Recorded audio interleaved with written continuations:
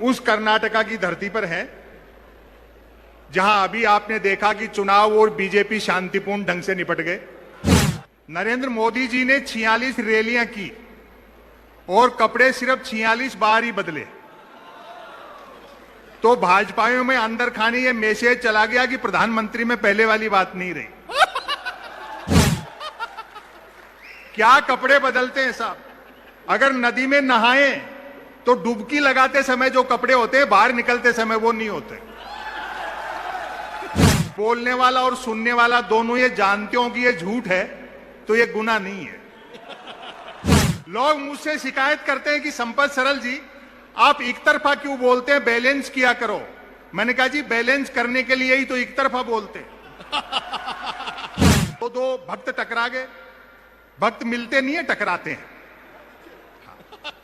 हाँ, दोनों उतने पढ़े लिखे थे जितने भक्त पढ़े लिखे होते हैं। एक ने 2 साल में मैट्रिक कर रखी थी, दूसरा उसे डबल पढ़ा लिखा था, उसने 4 साल लगाए थे।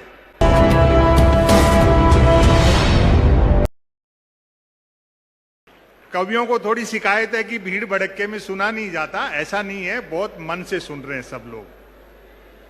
और वैसे भी मैं तो सुनने के लिए नहीं बुलाया जाता, ये देखने के लिए बुलाया जाता हूं कि देखे तो सही इस दौर में भी सच बोलने वाला कवि दिखता कैसे।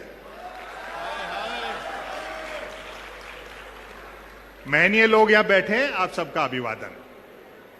हम उस कर्नाटका की धरती पर हैं जहां अभी आपने देखा कि चुनाव और बीजेपी शांतिपूर्ण ढंग से निपट गए।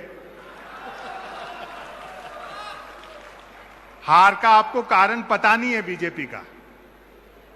नरेंद्र मोदी जी ने 46 रैलियां की और कपड़े सिर्फ 46 बार ही बदले,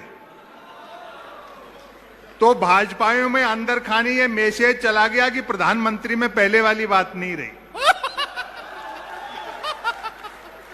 क्या कपड़े बदलते हैं साहब। अगर नदी में नहाएं तो डुबकी लगाते समय जो कपड़े होते हैं बाहर निकलते समय वो नहीं होते।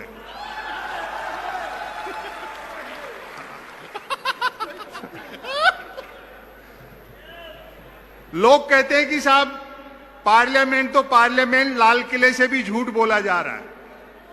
मुश्ताक अहमद यूसुफी साहब एक बड़े हाशिए के लेखक हुए उर्दू के, उनका एक जुमला है कि बोलने वाला और सुनने वाला दोनों ये जानते हो कि ये झूठ है तो ये गुनाह नहीं है। जब सब लोग जान ही रहे हैं समय की अपनी सीमाएं हैं, मेरे ख्याल से मीडिया के लोग तो नहीं होंगे यहां। हाँ कोई बात नहीं। हाँ। देश के जैसे हालात हैं, उस हालात में बड़ी चुनौतियां हैं, लेकिन राहुल गांधी जी की भारत जोड़ो यात्रा ने गेंद को डी में पहुंचा दिया है। 2024 तक जुड़ेगा भारत और जीतेगा इंडिया।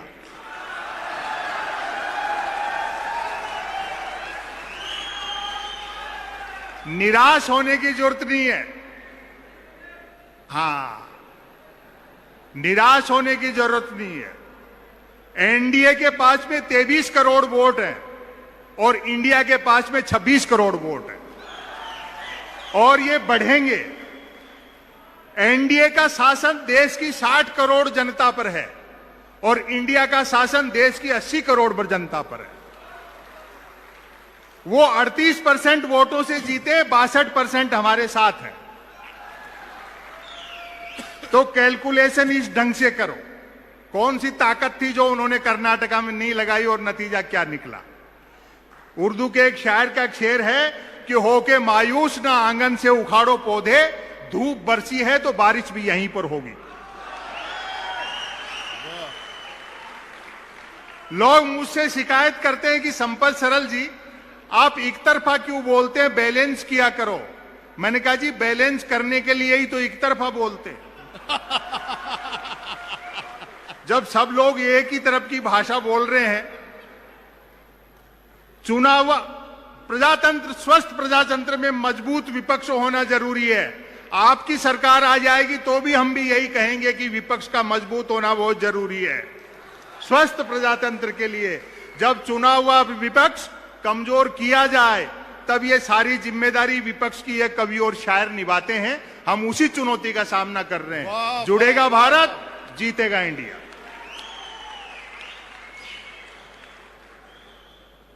लेकिन आप लोग भी मजे कम नहीं लेते हो। प्रधानमंत्री की डिग्री पे सवाल उठाया। भाई, जब सैटेलाइट लॉन्च होकर के अपनी कक्षा में स्थापित हो गया और धरती के चक्कर काट रहा है, फिर क्यों डिजाइन पे बहस कर रहे हो? हालांकि बाद में उनकी पार्टी के दो बड़े नेताओं ने बाकायदा प्रेस कॉन्फ्रेंस करके प्रधानमंत्री की डिग्रियां दिखाई। तब जाकर के इन विरोधियों के मुंह बंद हुए कि हमारे प्रधानमंत्री ने न सिर्फ एमए कर रखा बल्कि बीए भी कर रखा। और आज ये तेज नारायण बेचैन कह रहे थे, बोले क्यों संपत सरल जी, जब अपने प्राइम मिनिस्टर इतने पढ़े लिखे हैं तो मैट्रिक भी करी रखी होगी। वो दरअसल क्या है श्रीनिवास बीवी, वो आप लोगों को होमवर्क देते हैं और आप लोग होमवर्क ले लेते हो। होमवर्क पहला मौका है जब इंडिया ने एनडीए को होमवर्क देना शुरू किया। मैं नहीं लेता हूं होमवर्क। अब जैसे इंडिया का जो गठन हुआ तो दो भक्त टकरा गए। भक्त मिलते नहीं है, टकराते हैं। हाँ, दोनों उतने पढ़े लिखे थे जितने भक्त पढ़े लिखे होते हैं। एक ने 2 साल में मैट्रिक कर रखी थी, दूसरा उससे डबल पढ़ा लिखा था, उसने 4 साल लगाए थे। वो इंडिया के प्रेशर में थे थोड़े से कि यार बड़ा जबरदस्त नाम रख लिया।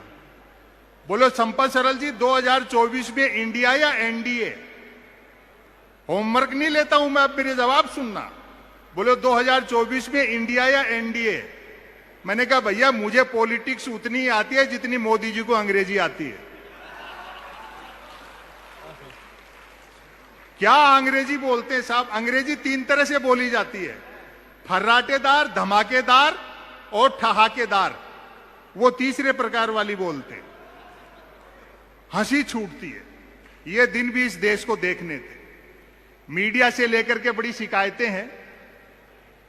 होमवर्क मत लो।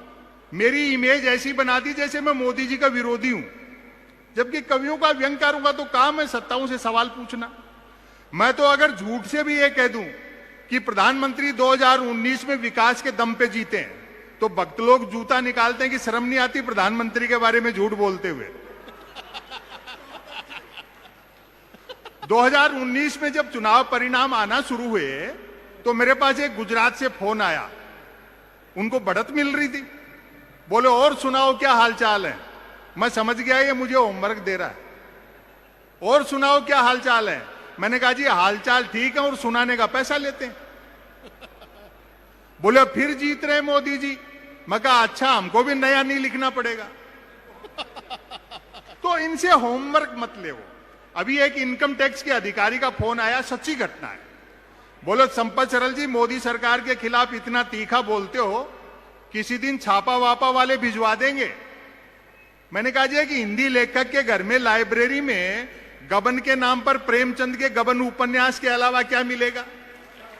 वाह वाह वाह वाह। और अगली जो बात मैंने कही, फिर भी मैंने कहा ऊपर के दबाव में जबरदस्ती फंसाओगे तो हम भी बीजेपी ज्वाइन कर लेंगे। मतलब जिसको ये भाजपाई भ्रष्ट और अपराधी कहते हैं, वही अगर बीजेपी ज्वाइन कर लेता है तो ईमानदार और सदाचारी हो जाता है, उज्जवल हो उठता है। शायद यही प्रधानमंत्री की उज्ज्वला योजना है। तो आप लोग होमवर्क मत लिया करो।